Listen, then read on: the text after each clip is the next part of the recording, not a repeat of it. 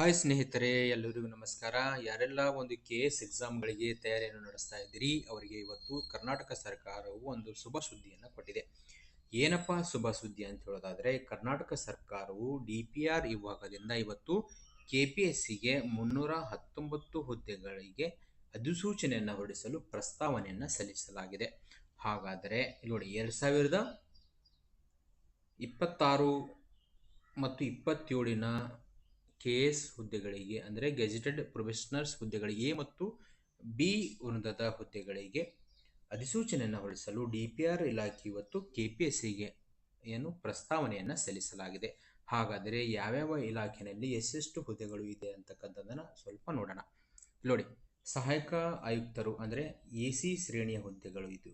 ಹೌದಾ, ಒಟ್ಟಾರೆಯಾಗಿ ಉಳಿಕೆ ಮೂಲ ವೃತ್ತದಲ್ಲಿ 36 ಹುದ್ದೆಗಳಿದೆ. ಇನ್ನು ಕಲ್ಯಾಣ ಕರ್ನಾಟಕದಲ್ಲಿ ನೋಡೋದಾದ್ರೆ ಕೇವಲ 3 ಹುದ್ದೆಗಳು ಇರೋದನ್ನ ನೋಡ್ತೇವೆ. ಒಟ್ಟಾರೆಯಾಗಿ ಒಟ್ಟು ಹುದ್ದೆಗಳು 39 ಹುದ್ದೆಗಳು ಇರೋದನ್ನ ನೋಡಬಹುದು. ನಂತರದಲ್ಲಿ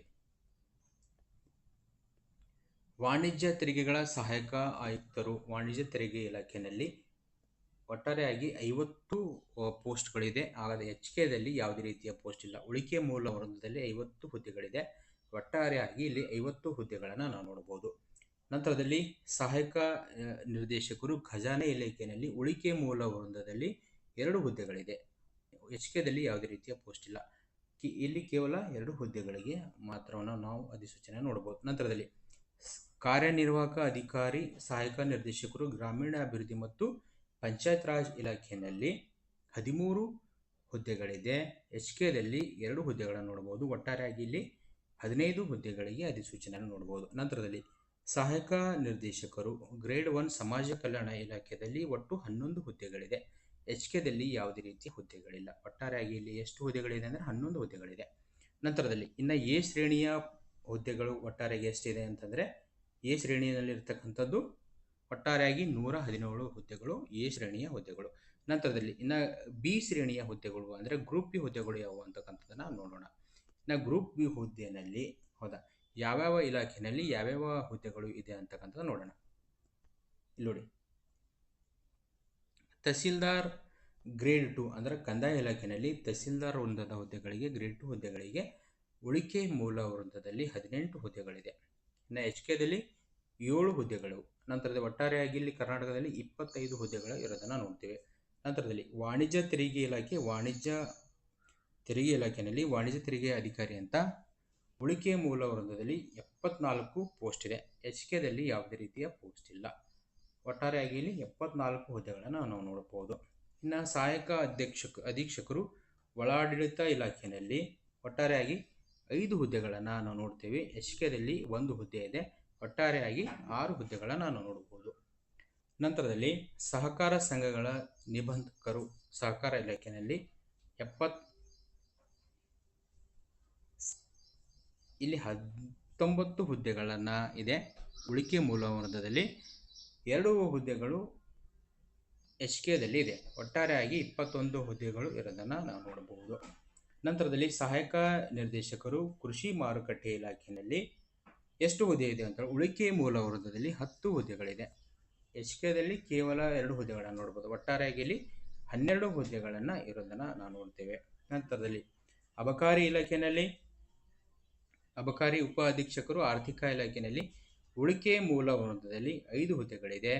HKದಲ್ಲಿ ಯಾವುದೇ ರೀತಿಯ ಹುದ್ದೆಗಳಿಲ್ಲ. ಒಟ್ಟಾರೆಯಾಗಿ ಇಲ್ಲಿ 5 ಹುದ್ದೆಗಳಿಗೆ ಅಧಿಸೂಚನೆ ನೋಡ್ತೇವೆ. ನಂತರದಲ್ಲಿ ಉದ್ಯೋಗಾಧಿಕಾರಿ ಕೌಶಲ್ಯಾಭಿವೃದ್ಧಿ ಉದ್ಯಮಶೀಲತೆ ಮತ್ತು ಜೀವನೋಪಾಯ ಇಲಾಖೆಯಲ್ಲಿ ಎಷ್ಟು ಹುದ್ದೆ ಇದೆ ಅಂತ ನೋಡೋದಾದರೆ ಇಲ್ಲಿ ಉಳಿಕೆ ಮೂಲ ವೃಂದದಲ್ಲಿ 7 ಹುದ್ದೆಗಳಿದೆ. HKದಲ್ಲಿ ಇಲ್ಲ. ನಂತರದಲ್ಲಿ ಒಟ್ಟಾರೆಯಾಗಿ 3 ಹುದ್ದೆಗಳನ್ನು ನೋಡಬಹುದು. ನಂತರದಲ್ಲಿ ಮುಖ್ಯಾಧಿಕಾರಿ ಗ್ರೇಡ್ 1 ಹೌದಾ ಗ್ರೇಡ್ 1 ಇದು ಸಮಾಜ ಕಲ್ಯಾಣ ನಗರಾಭಿವೃದ್ಧಿ ಇಲಾಖೆಯಲ್ಲಿ ಉಳಿಕೆ ಮೂಲ ವೃಂದದಲ್ಲಿ 18 ಪೋಸ್ಟ್ ಇದೆ, ಅಂದರೆ 18 ಹುದ್ದೆ ಇದೆ. ಇನ್ನು HK ರೀಸನ್ದಲ್ಲಿ 2 ಹುದ್ದೆಗಳಿದೆ. ಒಟ್ಟಾರೆಯಾಗಿ ಇಲ್ಲಿ ಎಷ್ಟು ಹುದ್ದೆ ಇದೆ ಅಂದರೆ 20 ಹುದ್ದೆಗಳು ಇರೋದನ್ನು ನೋಡ್ತೀವಿ. ನಂತರದಲ್ಲಿ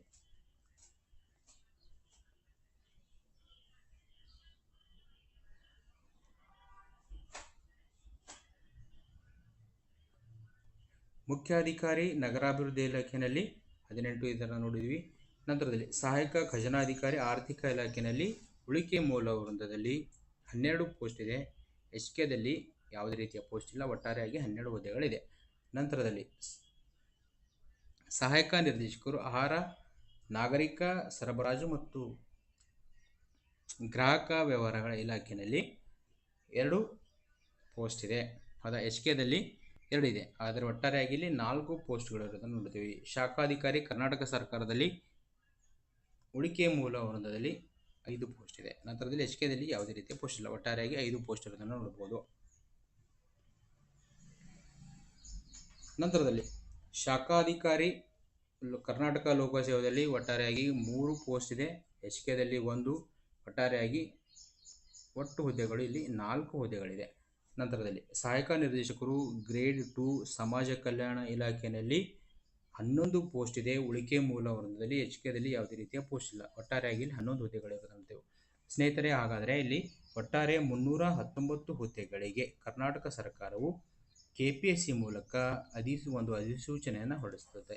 ಸೊ ಹಾಗಾಗಿ ಯಾರೆಲ್ಲ ಈ ಒಂದು ಎಕ್ಸಾಮ್ಗಳಿಗೆ ಪ್ರಿಪೇರ್ ಆಗ್ತಾ ಇದ್ದೀರಿ ಅವರಿಗೆಲ್ಲರಿಗೂ ಕೂಡ ಆಲ್ ದ ಬೆಸ್ಟ್ ಅಂತ ಹೇಳ್ತಾ ಎಲ್ಲರಿಗೂ ನಮಸ್ಕಾರಗಳು. ಈ ಒಂದು ವಿಡಿಯೋ ನಿಮಗೆ ಇಷ್ಟವಾದರೆ ಲೈಕನ್ನು ಮಾಡಿ, ಸಬ್ಸ್ಕ್ರೈಬನ್ನು ಮಾಡಿ. ಎಲ್ಲರಿಗೂ ಧನ್ಯವಾದಗಳು.